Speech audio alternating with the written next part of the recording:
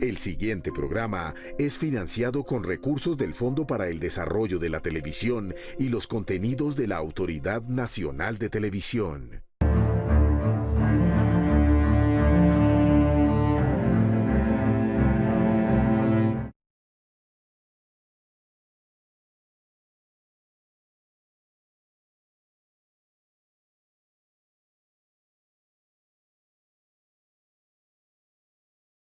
¿De dónde vienen las amenazas? ¿Será por nuestras denuncias en contra de los violadores de derechos humanos? Mucho gusto, Juliana Rincón. ¿Fernando sigue en la oficina? Sí, señora, ahí está como siempre. Se acusa a nuestro primer director del DAS de haber participado en el asesinato del profesor Correa Andrés. Yo me resisto a creerlo. Estás tenso, Fernando.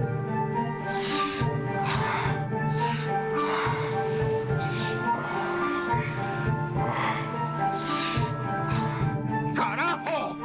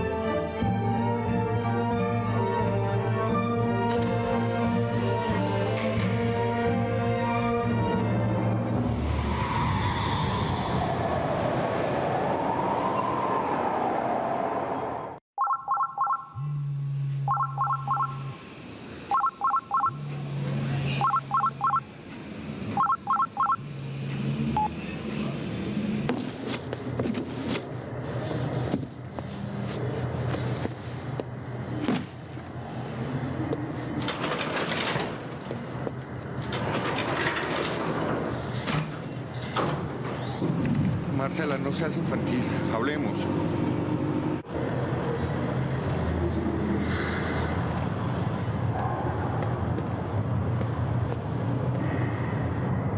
Buenas, doctor.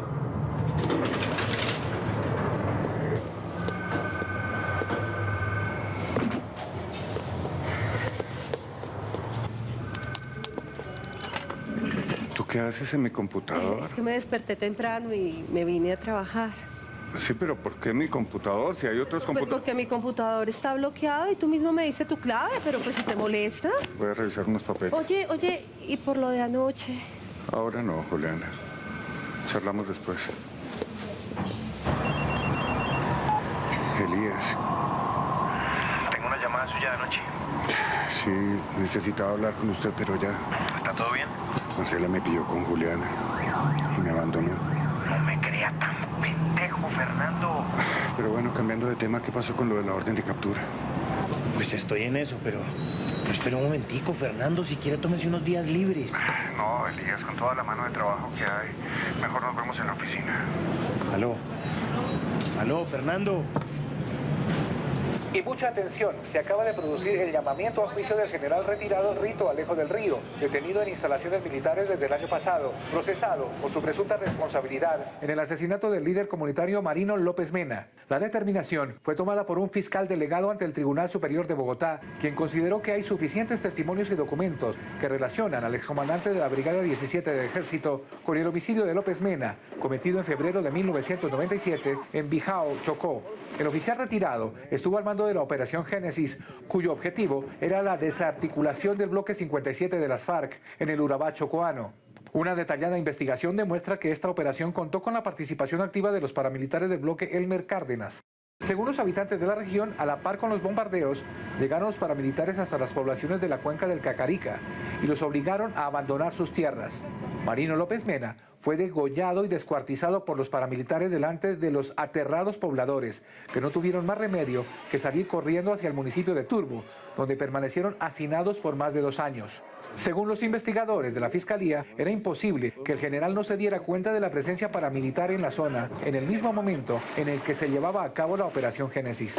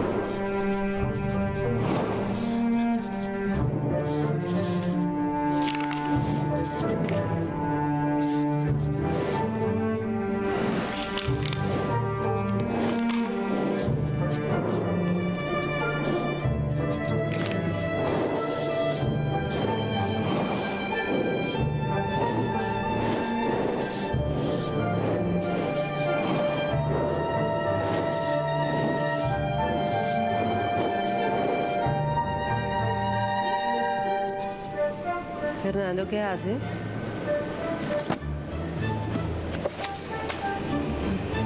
Dime. ¿En qué trabajas tan concentrado? Desempolvando casos viejos. Ahora que pareciera que las cosas por fin están funcionando. ¿Lo dices por lo del juicio Noguera? Lo digo por el conjunto. Es la primera vez que tenemos a un director del Servicio Nacional de Inteligencia, a unos oficiales del Ejército, a un montón de caciques políticos y a toda la cúpula paramilitar, ahí sentaditos, delante de un juez. ¿Y quién es el objetivo, el presidente? Por ahí pasarán el presidente y algunos ministros. El objetivo es un verdadero Estado social de derecho. Y no esta supuesta democracia, donde contabilizamos más víctimas por desaparición y asesinato que en todas las dictaduras de Latinoamérica juntas. Fernando, ya salió la orden de captura. En cualquier momento lo arrestan. Juliana, venga conmigo. Necesito que me ayude con una declaración. Venga. Doctor.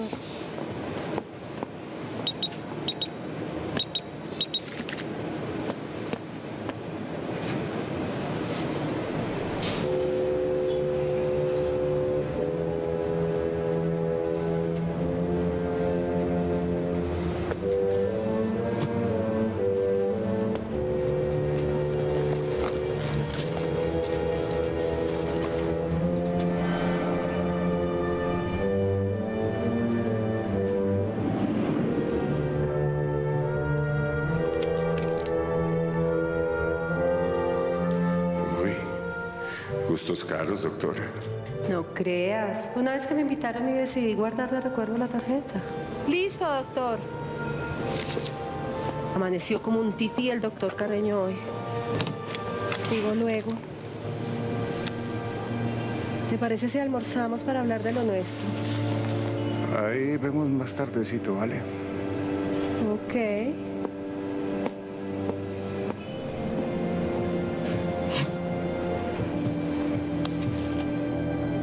Y continúa el juicio contra el exdirector del DAS por sus presuntos nexos con jefes paramilitares.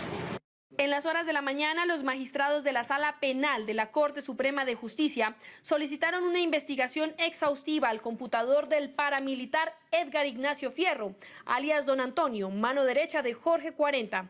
Para obtener elementos de juicio relacionados con los supuestos vínculos entre paramilitares y el Departamento Administrativo de Seguridad durante la dirección del doctor Jorge Aurelio Noguera Cotes. La Sala Penal autorizó también escuchar en el juicio los testimonios de Rafael García, Jorge Lagos, Andrés Peñate y algunos ex jefes paramilitares. Declaraciones: 1. Salvatore Mancuso Gómez. 2. Rodrigo Tobar Pupo, alias Jorge 40. 3.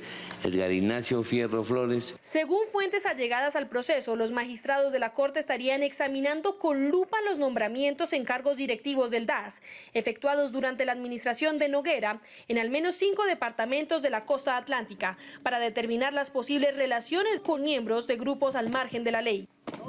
Cuando Jorge Noguera llegó a la dirección del DAS, le dijo a Rafael García que su función era apoyar a las autodefensas, y de acuerdo con la Corte Suprema de Justicia, eso se evidenció en los nombramientos que hizo de funcionarios allegados a los paramilitares del Bloque Norte.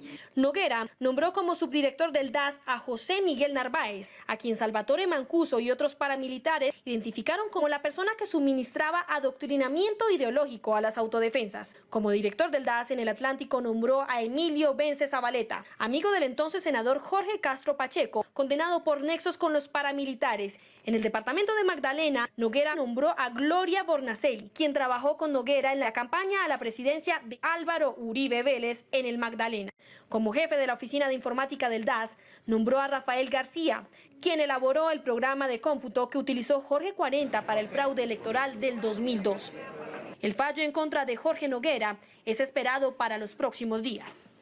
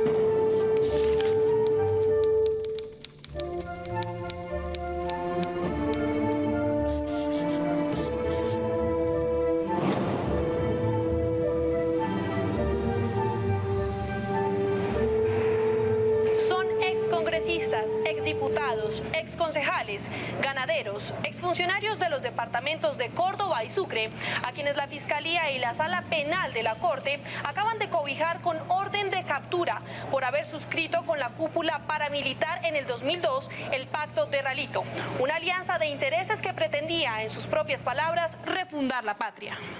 Mucha atención. Fue capturado hace pocos minutos en el puente aéreo de Bogotá Juan Manuel López Cabrales, actual senador de la República.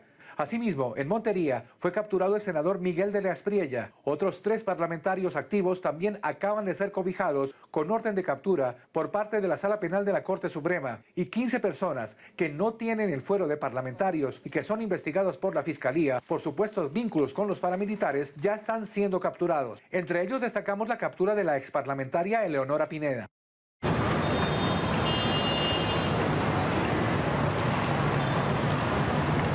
Como se hace con peligrosos delincuentes, el DAS ofreció hoy recompensa para quien brinde información sobre el paradero de los 2 congresistas prófugos de la justicia. Una medida así no tiene antecedentes en el país. El director del DAS, vocero del Gobierno Nacional, acaba de ofrecer una recompensa de 50 millones de pesos para quien brinde información que le permita la captura de 2 congresistas, tanto de Álvaro José García como de Jairo Merlano, sobre quienes la Corte Suprema de Justicia dictó orden de captura. No fueron las autodefensas los que reclutaron a la clase política. Fue la clase política la que reclutó a las autodefensas.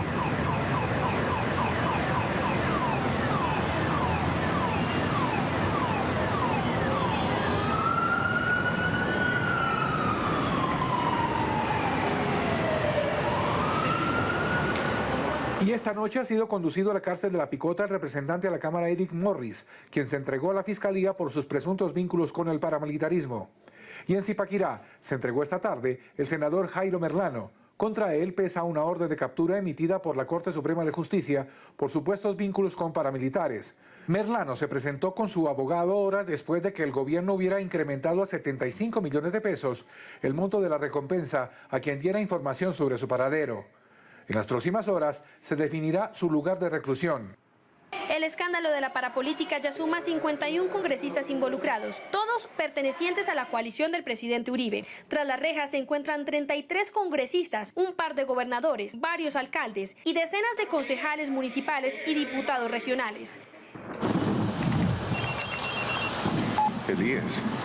Qué pena, Fernando, se me había olvidado preguntarle por Marcela. Marcela se fue a Suiza. Lo de la separación es definitivo. Pero es mejor así. Ella vive la vida que quiere vivir y yo aquí. Trabajando como una mula. Es el momento de meterle la ficha, ¿o no? ¿Será? Hasta mañana, Fernando. El abogado del general en retiro, Rito Alejo del Río, dijo que el presidente Álvaro Uribe tuvo pleno conocimiento de la operación Génesis, que se desarrolló en el Urabá chocuano en 1997, cuando se desempeñó como gobernador de Antioquia y que su defendido solo cumplió órdenes. El señor presidente de la República, hoy en día presidente de la República, para la época de los hechos era gobernador de Antioquia. Durante el desarrollo de la operación Génesis, que es la que se quiere vincular con la muerte del señor Marino López, el señor gobernador de Antioquia de la época tenía comunicación permanente sobre el desarrollo de la operación misma con quien comandaba la operación, el señor general Rito Alejo del Río Rojas, y con las demás autoridades, tanto de policía judicial como del orden nacional. Y mucha atención, la noticia se produce en estos momentos en el norte de Bogotá, más exactamente en la sede de la Embajada de Costa Rica, a donde se presentó en las horas de la tarde el expresidente del Congreso de la República y primo hermano del presidente Uribe, el senador Mario Uribe Escobar, para solicitar asilo político, luego de que un fiscal delegado ante la Corte Suprema de Justicia expidiera en las horas de la mañana una orden de captura por supuestos nexos con grupos paramilitares. Para la Fiscalía se dan los elementos mínimos necesarios para dictar la medida de aseguramiento contra el político antioqueño. Por un lado, una prueba técnica a partir del análisis de comportamiento electoral en las zonas de influencia paramilitar. Y por el otro, dos pruebas testimoniales. La versión del jefe paramilitar Salvatore Mancuso, quien aseguró que Mario Uribe acudió al llamamiento del jefe paramilitar para favorecerse políticamente ante las elecciones de marzo del 2002. Y la declaración de alias Pitirri, un ex paramilitar quien dijo ser testigo de pactos de Mario Uribe con las autodefensas en 1998 y quien hizo referencia a negocios de tierras entre Mario Uribe y los paramilitares. A esta hora, el CTI de la Fiscalía se encuentra a las afueras de la sede diplomática a la espera de que el senador Uribe salga a hacer efectiva la orden de captura. Frente a la embajada, también comenzaron a agolparse familiares de víctimas de los paramilitares, quienes protestaron de diversas maneras ante la posibilidad de que el senador eluda sus responsabilidades con la justicia colombiana. El senador Mario Uribe ni es un perseguido político, ni se le está acusando de delitos políticos, por lo que no aplica el asilo. Lo que le corresponde para no lesionar ni la imagen del presidente de la República, ni la imagen del gobierno colombiano es someterse a la justicia. Soy Fernando Saboga. Deje su mensaje y le devolveré su llamada.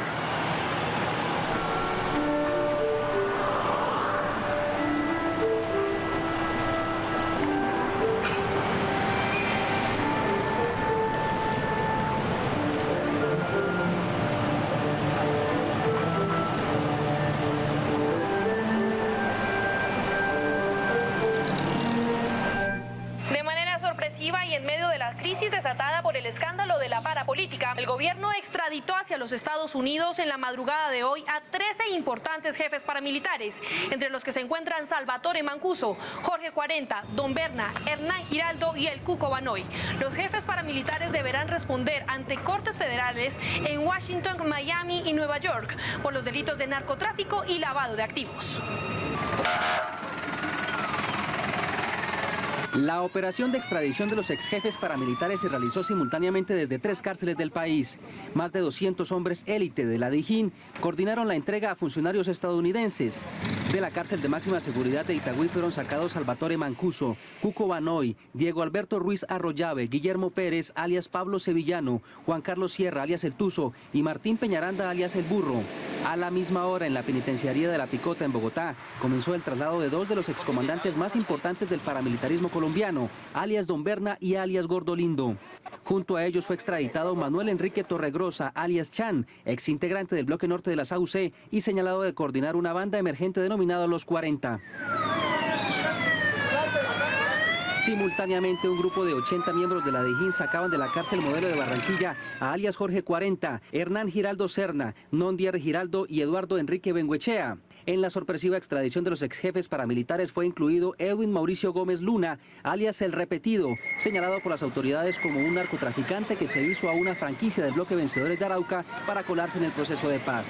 A las 6:30 de la mañana despegó el avión que los trasladó hacia Miami, Washington y Nueva York. Lo que más nos preocupa es el problema de cómo se va a saber la verdad sobre los crímenes que cometieron, quiénes son los cómplices de estos jefes paramilitares y además de eso, pues dónde están los cuerpos de miles de personas desaparecidas. Juliana, viajarás esta noche a Medellín con Elías para entrevistar a Chachi en la cárcel de Itagüí antes de que lo extraditen él también. ¿Me estás evitando, Fernando? No confundas las cosas, Juliana. Charlamos mañana cuando vuelvan.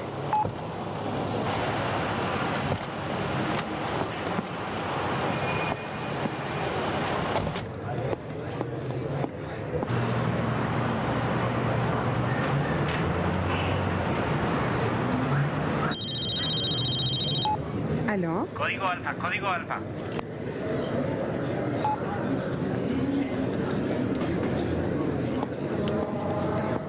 Juliana.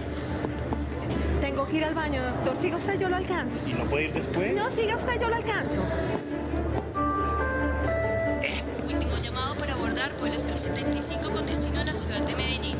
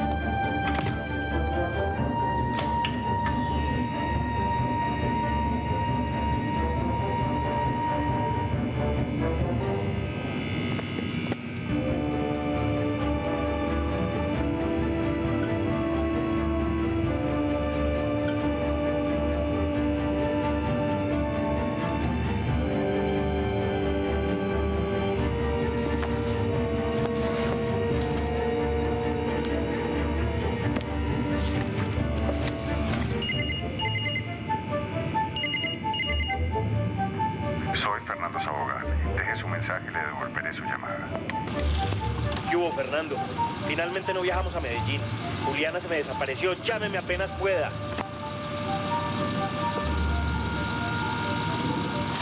Fred, ¿dónde andas?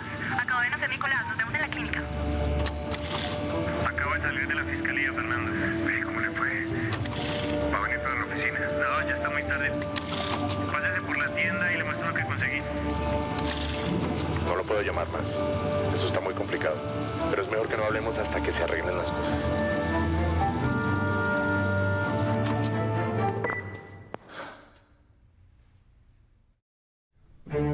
¿Aló? ¿Tocó matarlo por sapo, doctor Sabogal?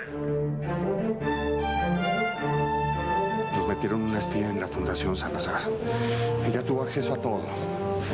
Yo empecé a sospechar y anoche descubrí la sala de interceptación donde ella trabaja. O trabajaba.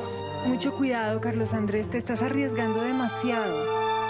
Te prometo que no me va a pasar nada.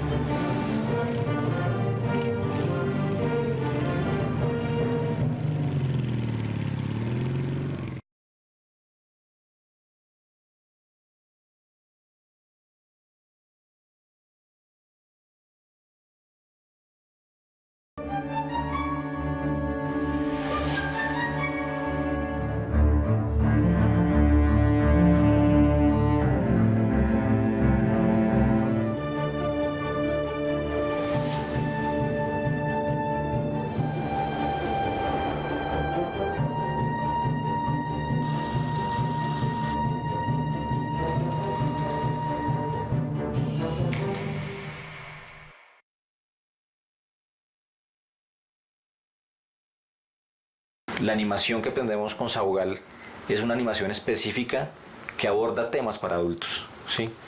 No es una animación pura entretenimiento, es una animación que pretende abrirle un poquito la cabeza al espectador frente a los temas coyunturales o cruciales que ha vivido la historia del país reciente.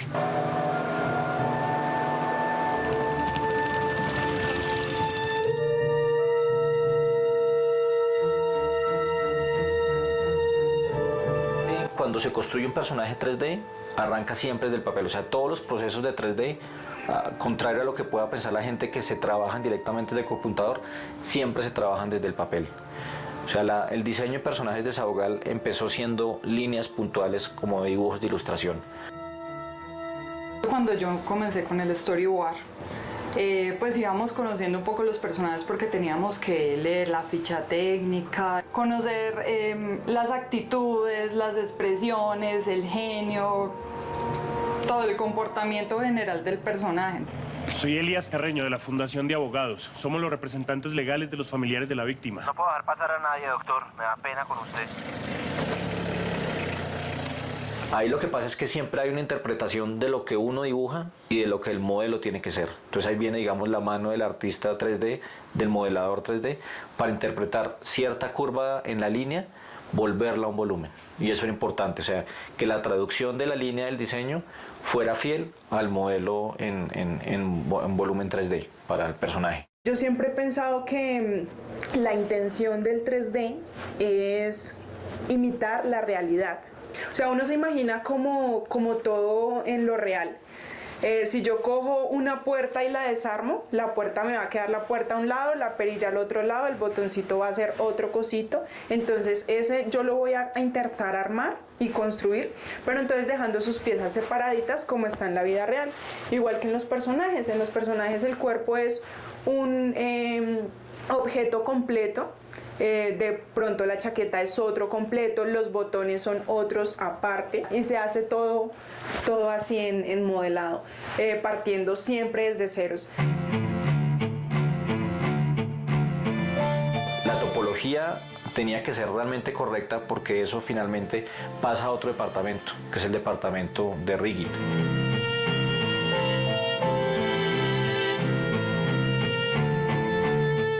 En rigging es donde le ponen como los huesitos que lleva el personaje para poder mover la malla, ¿sí? Eso también era importante porque, claro, como hay unos personajes mucho más robustos o mucho más gordos que otros, la deformación de los movimientos también tiene que ser acorde a esa anatomía.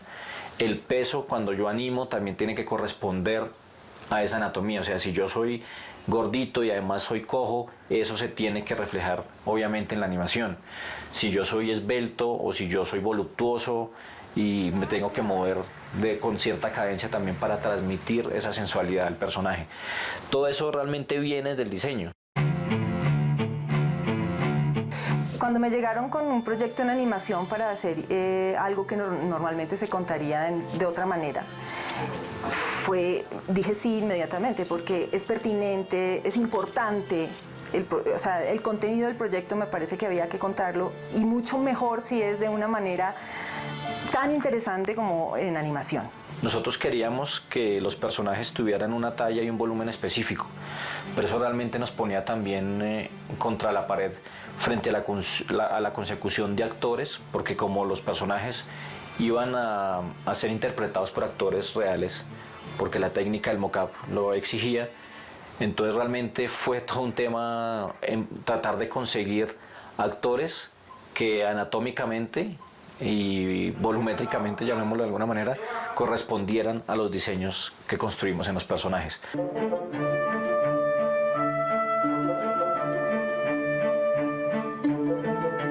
¿Qué significó para Marcelo Castro interpretar el muñequito de Elías Carreño? Una alegría increíble. Cuando en el proceso que me llaman a mí que me llama Martica para decirme que presentara casting para este personaje, obviamente me mandó el material y me mandó el muñequito. El muñequito es algo que de hecho ni siquiera se los quise contar a ustedes durante el rodaje.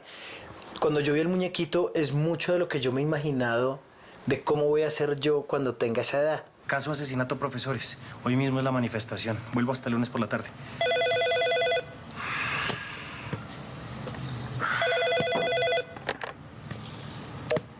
¿Aló? Hola, Marcela. Sí, aquí está. Otro de los personajes, Sabogal, por ejemplo, es un abogado cuarentón que es muy bien puesto, siempre usa corbata, saco, es de alguna manera bien vestido. Por lo cuarentón ya ha ido perdiendo pelo, ¿sí? Entonces eso teníamos que contarlo también para que desde la misma entrada que uno empieza a ver el personaje, el espectador sienta que hay alguien ahí detrás de esa figura. Al ser una pequeña parte de la construcción de un personaje animado, pero al momento de dirigir el actor, saber que, por ejemplo, ese carro que estamos nosotros simulando con unos elementos de utilería,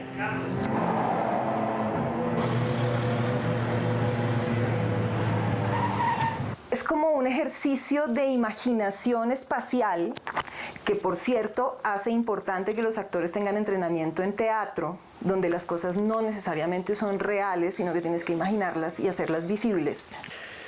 Bueno, primero te cogen a ti y te dicen, usted solo va a actuar en un cuadrilátero de 380 por 380. Aquí afuera estaba esta chica. Aleja estaba. Team, primer bloqueo físico. Después te dicen, no va a tener ningún objeto ni nada que utilizar. Alejándonos en todo caso de la verdad que tanto necesita este país. Ah, gran hijo de madre. Segundo bloqueo físico. Me moví un poco, no sé si... Okay. Usted tiene que magnificar todos sus movimientos corporales, faciales. Tercer bloqueo, porque es lo que siempre le han pedido a uno que no haga. Menos es más, es la ley del cine, ¿cierto? En animación es al contrario, más es más. Entonces, fue empezar a trabajar un poco de tareas actorales, que es aprender a diferenciar. En este formato que estoy grabando ahora hay que hacerlo así, hay que hacerlo bien. Doctor Octavio. ¿Sabes qué? Hagamos Octavio Carreño, ¿vale? Más impersonal. Okay. Octavio Carreño, ¿sí? Es un juego, es como volver a ser niños, además porque el hecho de no tener experiencia nosotros como actores en eso, en algo similar aquí, es apenas nuevo.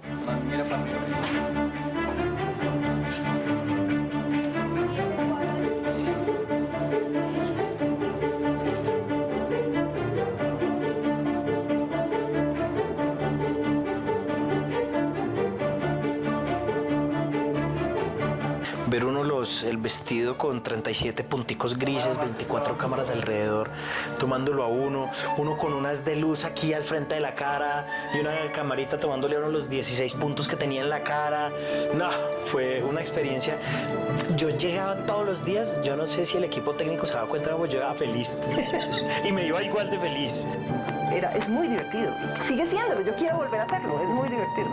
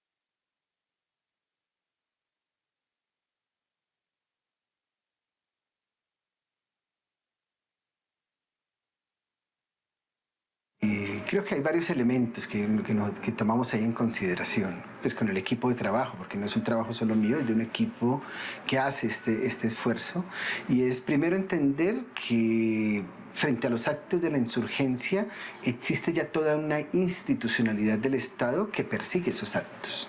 Es decir, que no hay un vacío en el ejercicio del control de los actos de las guerrillas en Colombia, de las actuaciones que puedan considerarse al margen de la ley. En segundo lugar, porque creemos que es muy grave para una sociedad que el Estado asuma la decisión de delinquir. Y creemos que cuando el Estado asume la decisión de delinquir a través de sus agentes, pues eso rompe todo modelo democrático, rompe cualquier posibilidad de Estado de Derecho. Y desde esa lógica creemos que por la gravedad que tiene que el Estado delinca, sin controles, sin vigilancia, pues es que se hace necesario que desde la sociedad, personas, organizaciones y desde la comunidad internacional puedan ser escrutados y verificados esos actos del Estado, ¿no? Más aún cuando el Estado, en los casos de crímenes de sus agentes, pues se ha valido de la impunidad para favorecer la permanencia y la continuidad de esa criminalidad.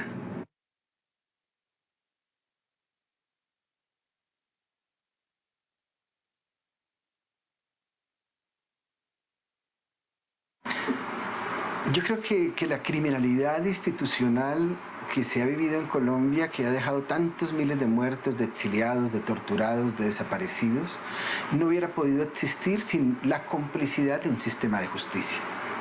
El sistema de justicia ha sido también cómplice en Colombia con esos crímenes. Se ha tapado los ojos o ha mirado para otro lado cuando hay que mirar las responsabilidades.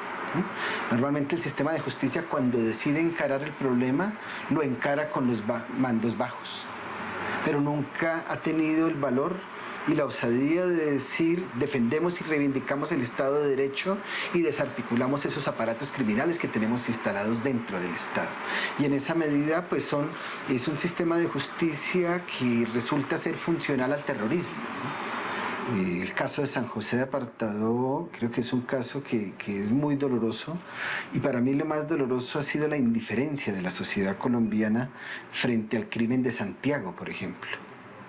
Un niño de 18 meses de edad que es degollado conjuntamente entre militares y paramilitares, y es un hecho que no conmueve a una sociedad. Es decir, que un hecho que ni siquiera los medios de comunicación registraron con el despliegue que suelen registrar otro tipo de actos de similares características. Donde lo muy grave es ver cómo todo el aparato del Estado se engrana con el propósito de buscar que la impunidad quedara instalada en este caso, ¿no? Ver cómo la Fiscalía desde Medellín señala a la comunidad y la ataca porque denunció que era el ejército el autor de la masacre, cómo los paramilitares le pagan a oficiales del ejército para que compren los testigos, cómo los mandos del ejército hacen mapas falsos para desviar las investigaciones, pero cómo el presidente y el vicepresidente se conciertan con esos testigos. Entonces, en estos casos lo que uno logra experimentar es que el aparato criminal no es solo la fuerza pública que actuó criminalmente, sino que el conjunto del Estado resulta ser un aparato criminal. Y que pues cuando uno ve la magnitud de estos sucesos y ve cómo la justicia va siendo temerosa en su actuación, pues tiene una preocupación muy profunda por el Estado de Derecho, ¿no?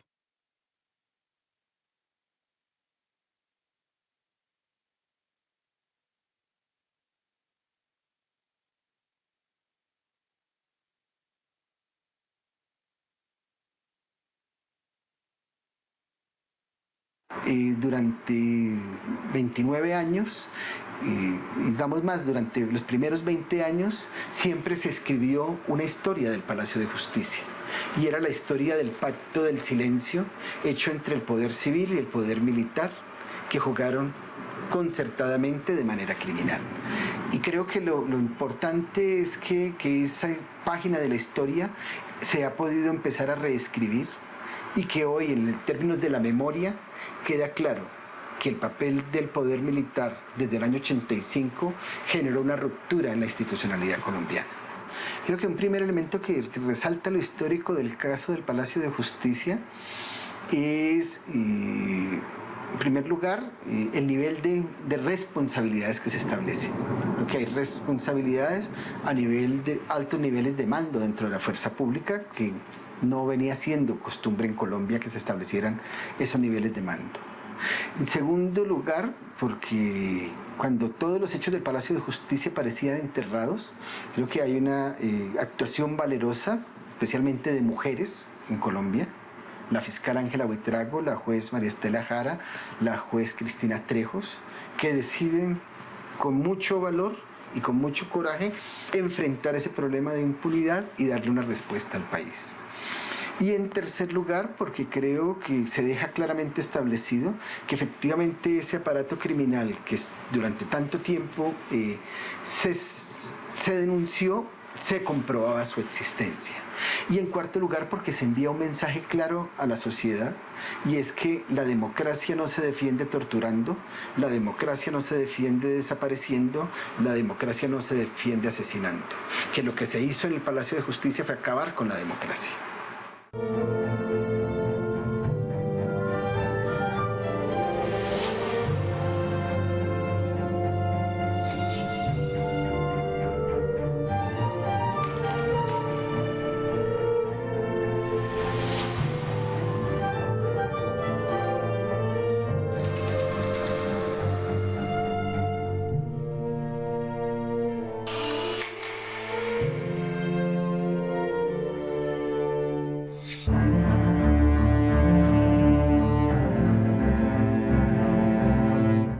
El anterior programa fue financiado con recursos del Fondo para el Desarrollo de la Televisión y los contenidos de la Autoridad Nacional de Televisión.